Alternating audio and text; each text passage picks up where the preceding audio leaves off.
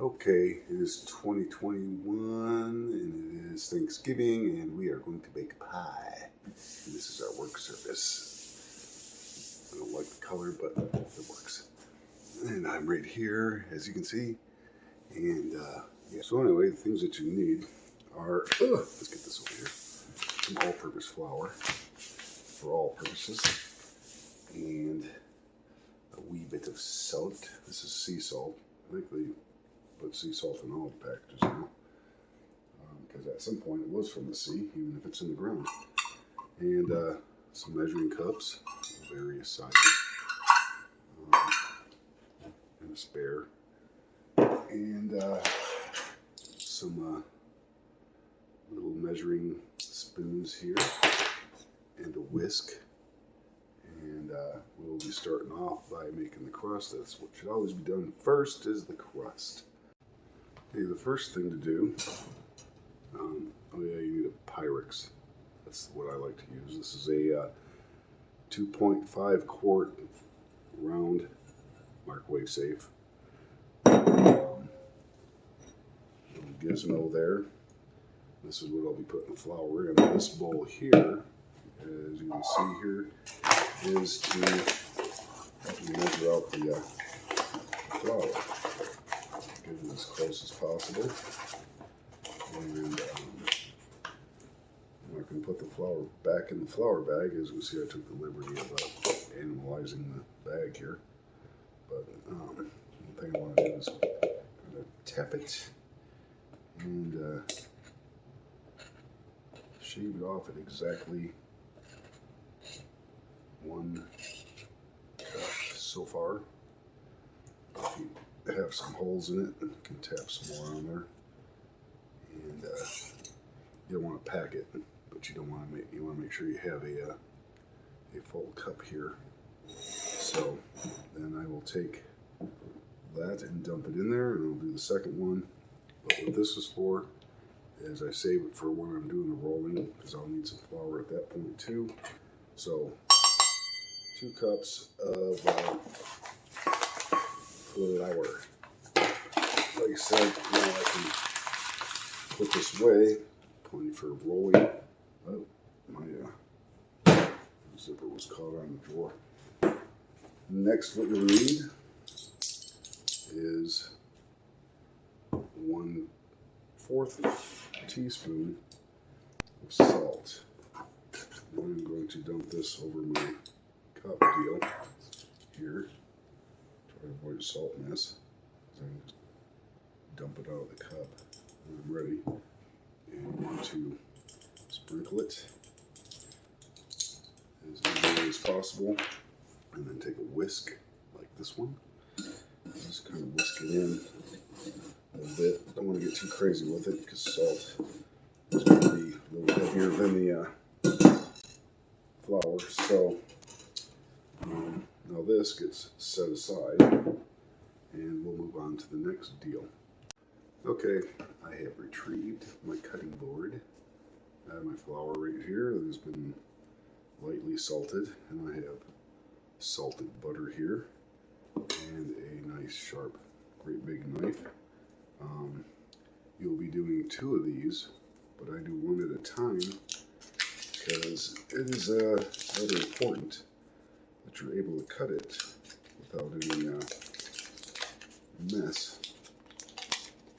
Once the butter starts getting soft, and this is real butter, not margarine. Once the butter starts getting soft, then it makes it a lot harder to work with. So, I need one more thing to do. This will probably do it. Just about anything would do. It's just a plastic knife. Let's see what that's for. So I start cutting it to roughly 1/4 to 1/2 inch slices here.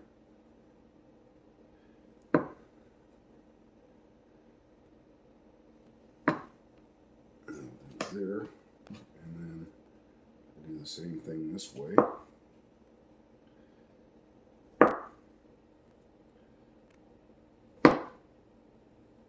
Same thing-ish, and then cut it in roughly inch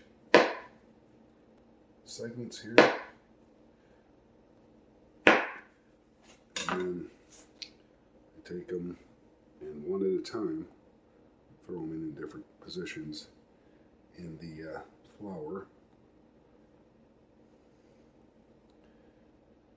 And the one thing we want to avoid, and I'll show you how to do that, that's what the knife is for. So the one thing you want to avoid is the butter sticking back together once it enters the flour. Oops, spilled some. So just want to toss it around and get a coating of flour on the butter that you have put in there already. So I'll just go a few, 5 or 6, 7, however many, and just dump them in there. This is a salted butter crust. At least that's what I call it. And stir that up a bit. And the butter is already starting to get a little bit soft to where it's coming off on my hands. So I'm going to make haste. So that's basically how you do it right there.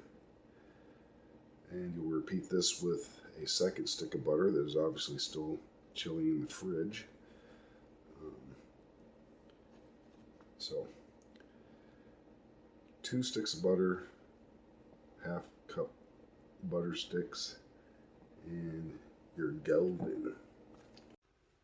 Okay, now we're ready to make the liquid. This is what it should basically look like when that's ready. And set that aside because now I want the butter to kind of soften up a little bit. So room temperature at this point wouldn't be bad for the butter. So now what you need is 2 tablespoons of water. And I'm using a measuring cup over here so I can get it nice and even. And I'm only doing this basically for the camera because I don't want to walk over to the sink twice. Or you can just use bottled water and pour it in there.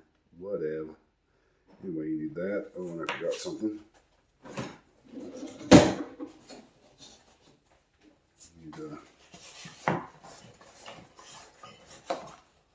1 eggie of your choice. Doesn't have to be brown, but it is. It's okay. So, pop the 1 egg in there and throw away the shell. And then you need 2 tablespoons of vinegar. I'm going to pour this over the top of the measuring cup here. So if I spill any, it goes in there and out on the counter. See, it's in here. Some actually did go on the counter anyway. So you need that stuff. So, and then an electric beater with a whisk on it works best for me, but if all you have is a regular whisk or even a fork, that works fine too. And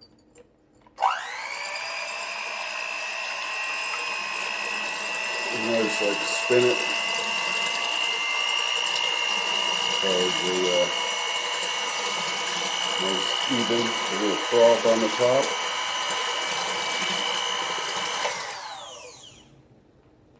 So that just makes it a lot quicker. Okay, there's your liquid. Here is the blending good stuff. Set that aside, and we'll go on to the next step part. I like to use a pastry blender, but you can use a big fork as long as the tongues are far enough apart. And even a knife to cut it like this.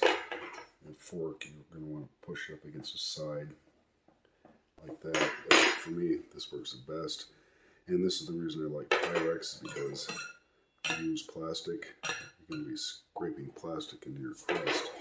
So anyway, just start off by pushing it in and turning the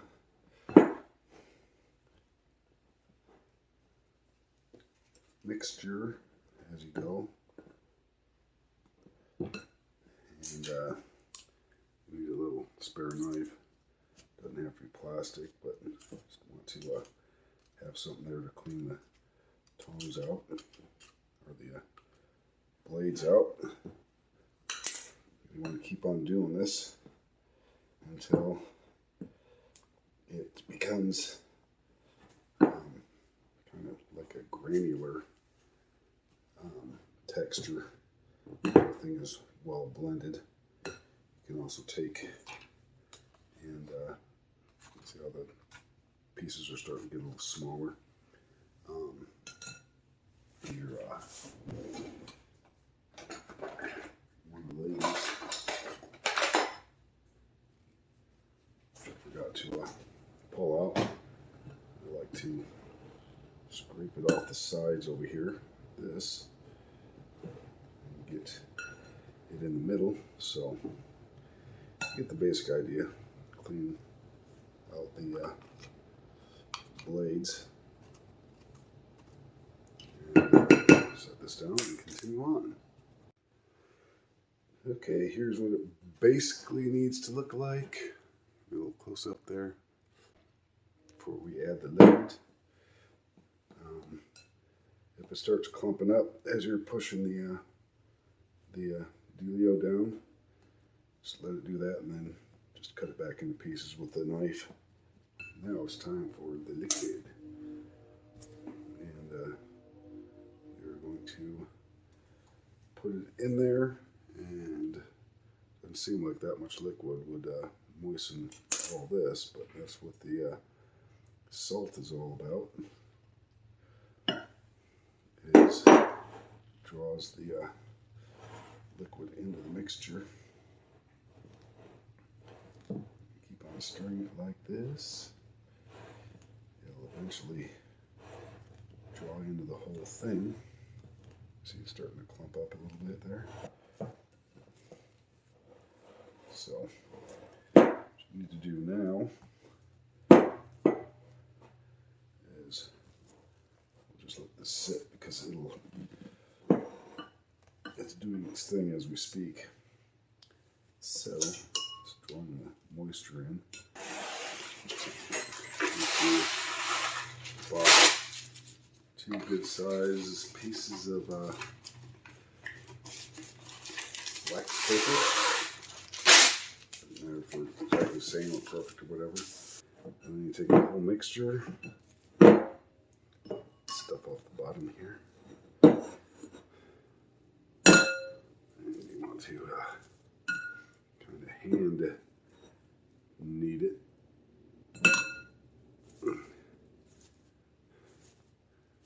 Like this.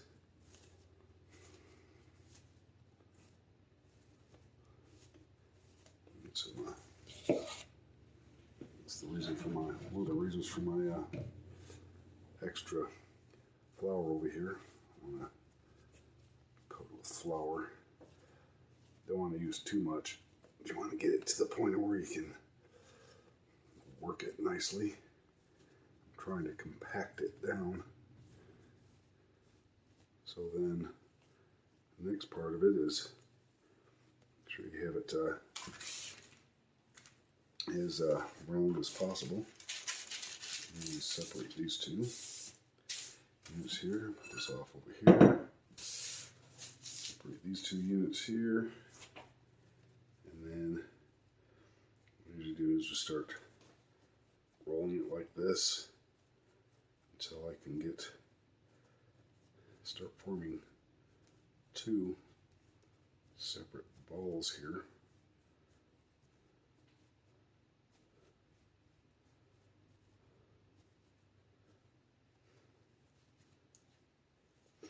One was close to the same size as possible. One could be bigger than the other.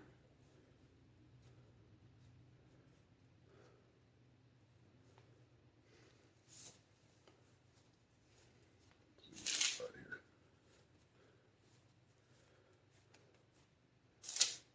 I'd say they're pretty close, but pull a little bit off of this one. Put it on this one.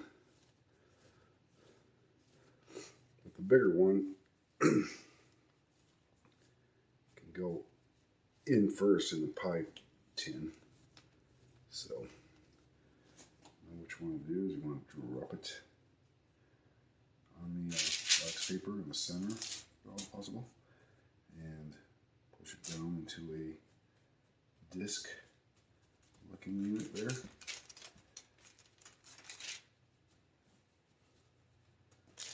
And wrap it up. It's ready to go in the fridge for a little bit. I think this is still going to be the bigger one. Crush this one down, just kind of like making a snowball. So, put it on there, flatten it down into a discus shape, and wrap it up. They both go in the refrigerator for up to 2 hours, but at least 20 minutes or so.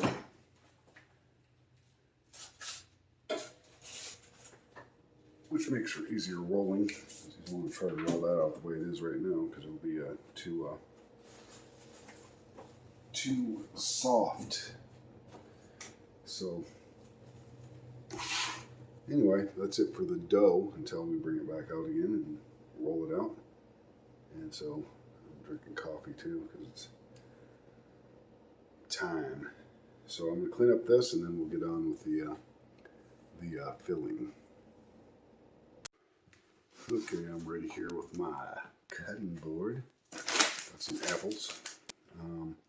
Takes roughly 5 apples to accomplish this. So first thing I'm going to do is pull the stem out. Bam! And then you got 2 ways of coring them. I have one of these. I'm not going to core it just yet. Or you have I have one of these, which is just a straight up coring apparatus. So to peel them, I usually just should get a something to put this stuff in.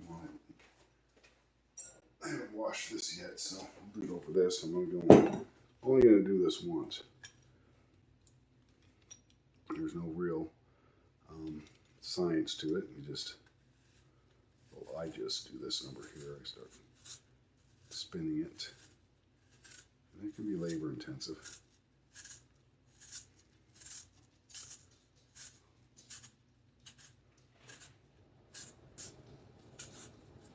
Just keep on going around like this until I get to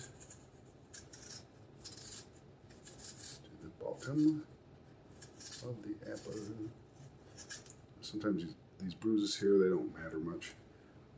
Once you get that far, you can turn it around and start going from the bottom side or the opposite side that you started with. But this is important to have a nice sharp peeler to do this. So there's one apple. While I still have your attention, I'm going to test drive this unit on it. And if I don't like the way this works, I'm going to use this, which I'll do first and then I'll peel. So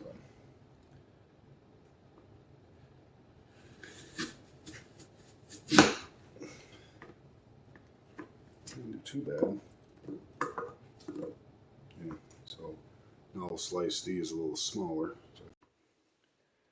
Okay, so once you get all the apples to this point, well, you don't have to wait necessarily. That's about right there, no thicker than that. They can be smaller, but I like to get them about like this right here. You can see that. Okay, our apples are ready. One thing I like to do is test drive them in a pie tin. Make sure there's going to be enough and not too many. That should be about right. Once they settle in, it'll flatten out a whole bunch when it cooks down. So good there. Put the lid on this.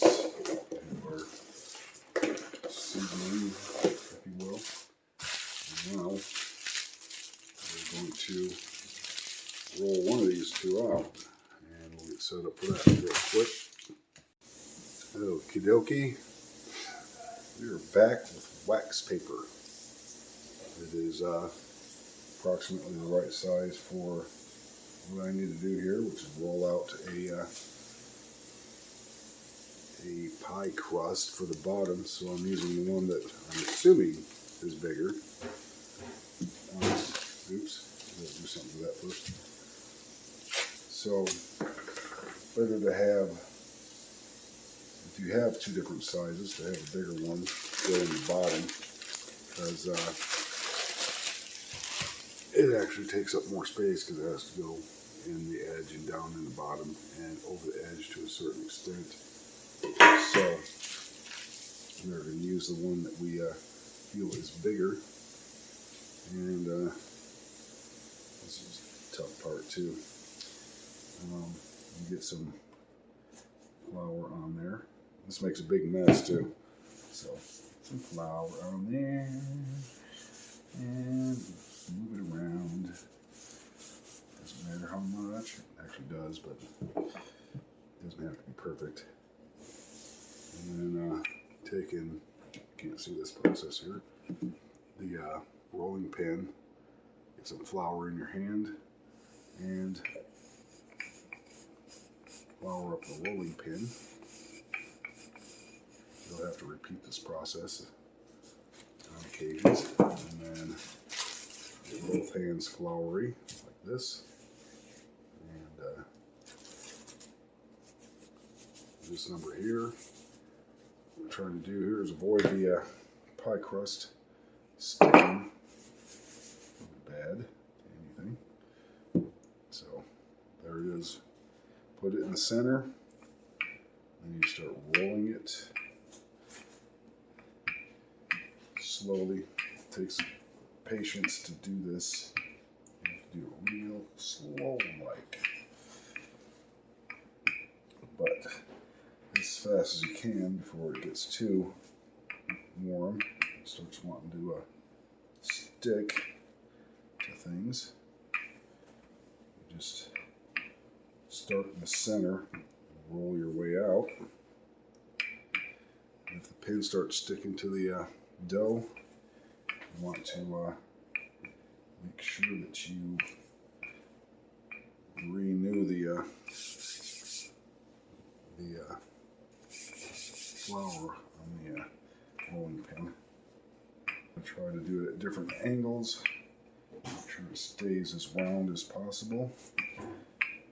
And you're going to be rolling it all the way out to this edge and to that edge. Like you see right now, I'm closer to this side than I am that side, so I can take and roll it this way a little bit and roll it this way. So once you have it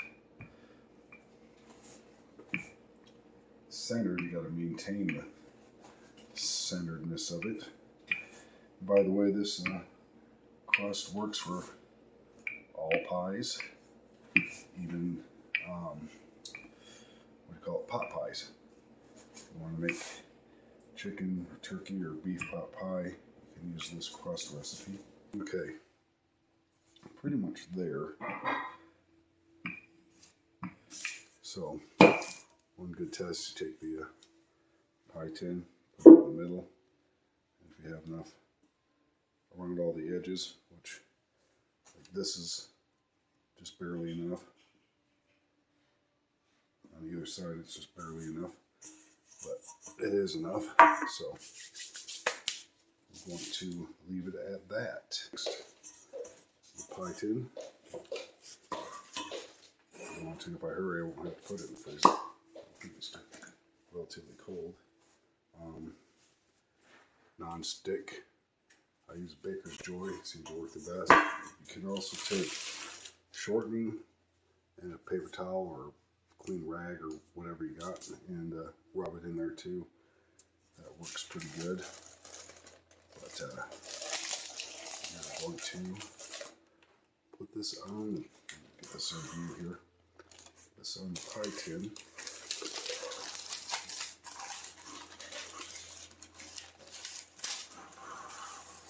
Centered as possible. And I'm going to carefully remove the wax paper. And sometimes it works to rip it off of there too. Rip it into 2 pieces or more. Helps to keep it from folding in on itself and pinching the crust. So then you just take and gently push the sides in and try to get it tucked into the corner inside the pie tin in here. I'm going to try to get it tucked into that corner there. We're kind of light right here. I'll work that out. Doesn't have to be absolutely perfect because it's pretty much food. So we have that pretty much ready. I like to take a little knife and find a place on my finger to cut on the edge. I still want some hanging off the edge, about 1/4 of an inch if possible.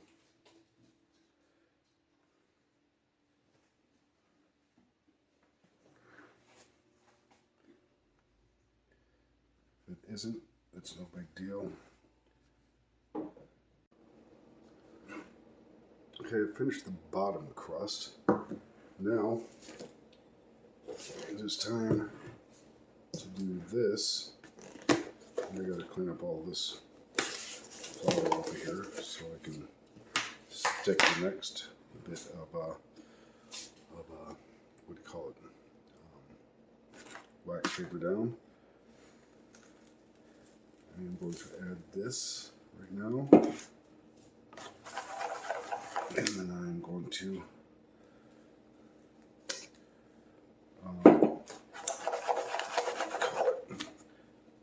preheat the oven. Okay, you might be wondering why I'm doing this on this thing, because it's got a lid, and you can take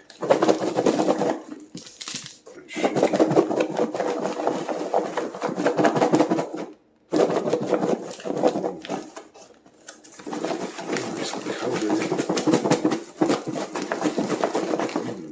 Hopefully. Perfect wood. So, yeah, like that. So, now this can be set aside until I'm ready to do that. This can be set aside until I'm ready to do that. Preheat the oven. And these shouldn't sit for too long. If you let them sit for like a half an hour or something like that, they'll start getting really runny. And it makes for a really runny pie. Okay, preheated the oven to 400 degrees Fahrenheit. And now I'm going to clean this up and roll out the top. Okay, adjust this just a little bit. We'll do it just like that. Move this more. Okay, this is my biggest Pyrex here. And what I'm doing here is looks like the oven's ready, but I'm not, as I am making the foil that goes around the edge. I'm trying a new process here that actually will save on foil. I usually just rip off a long piece of it. So that should have scribed a line in it. See that little line that's scribed in it. Now I need my scissors. Where did I put them? Where did I put them? I shall cut one line. Hopefully this works.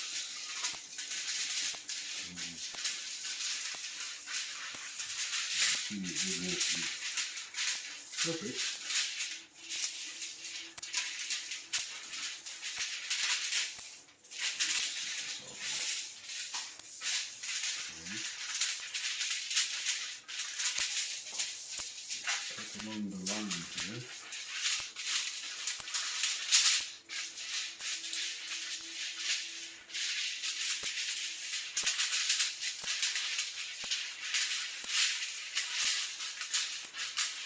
so far so good.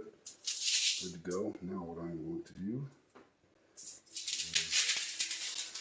fold it in half here. Carefully. Kink it up.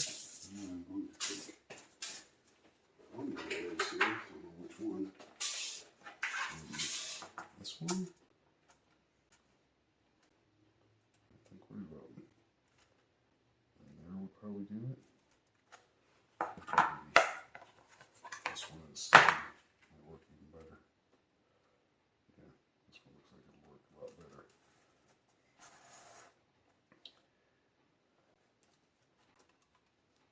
If you don't know what I'm getting at, this is the foil that'll go around the edge to avoid burning the crust. So I've scribed a line in that. And I'm going to cut a little bit to the inside of this so it doesn't look even.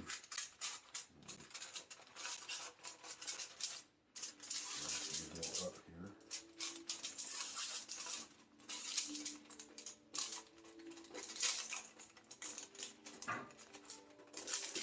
Boom. Show you all how that works in a minute. Hopefully it works.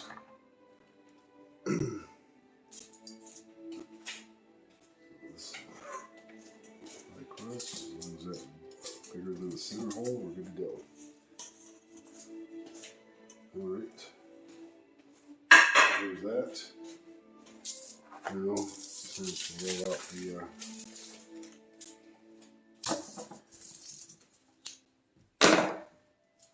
top crust. I think I'm going to go ahead and put, before I do that, before I do that, I'm going to put the filling in there. It's down a little bit. As you can see, it's starting to get real iffy in there.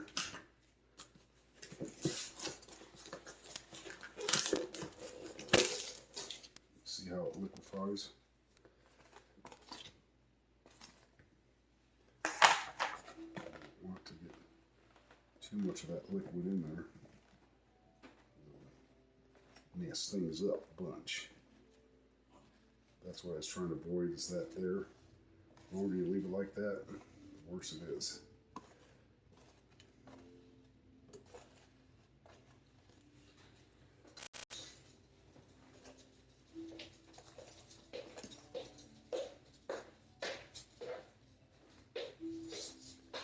Okay, yeah, we don't want all that liquid in there. So, just clean them up nicely. I might want to dump some of that liquid over the top here.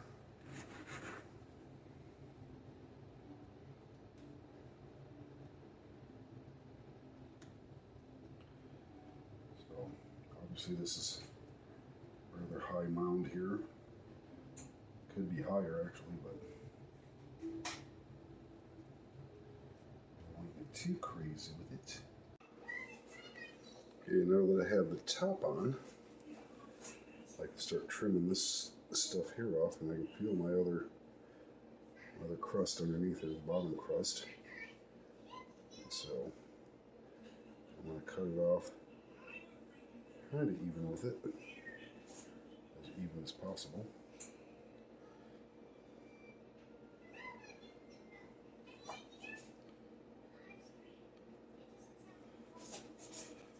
In other words, I don't want to cut it off right at the edge of the pie tin.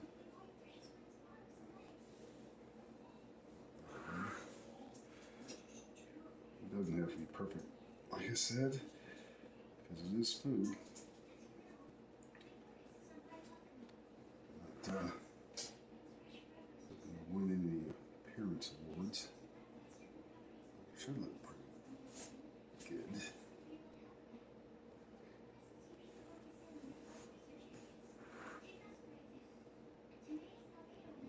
Win any awards. Just look at the pie, and that's all there is to it. Okay, good enough. Now, what I do is I lift up the bottom, hold the top under,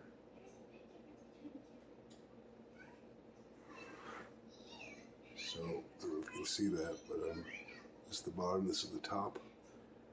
I'm folding the top underneath the bottom. And we do the classic fork edge thingy on it.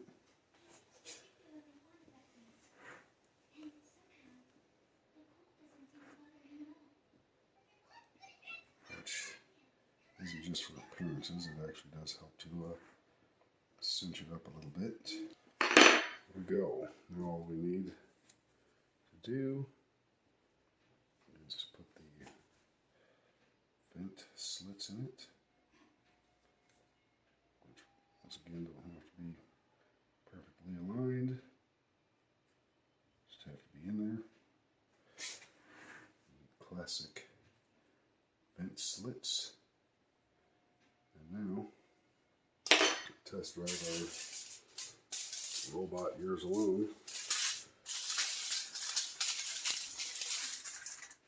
That worked out pretty perfect there. So I'm just going to spin this around and carefully add this around the edge. Now protect the edge there.